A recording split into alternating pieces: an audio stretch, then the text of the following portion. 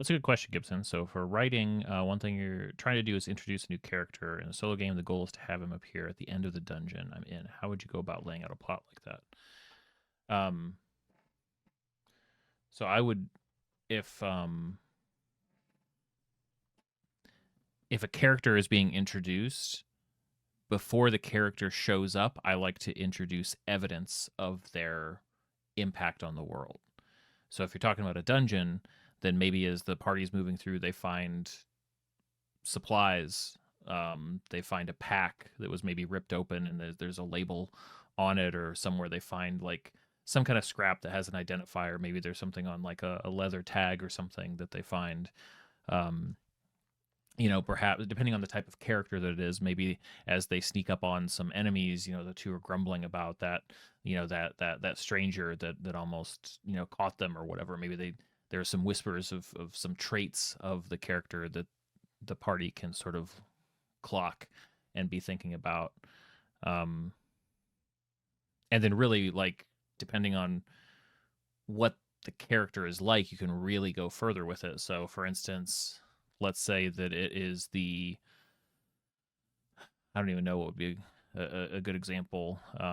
Maybe if it's kind of like in Portal, like the Rat Man type of character that they're going to run into, then maybe they kind of piece together that like they've been following the notes or the instructions. Maybe somebody's got chalk and they've been like, no, not this direction. They've been marking traps and signing everything with like RR, right? Like initials that they're signing. That way, when they meet some guy named, Reginald, whatever, they're like, wait, what did you say your name was? They're like, we think we've been actually, was that your stuff? And he's like, what, it could just give them, and also especially if they are collecting that person's belongings, it gives them sort of a moral quandary at the point where they meet them.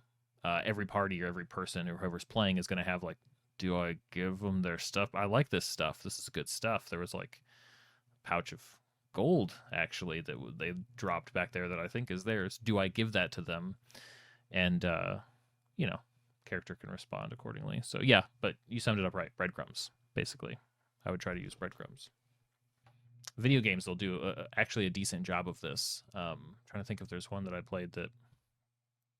I mean, Control certainly had a bunch of hints at things before they got introduced, but it's not a great example of this.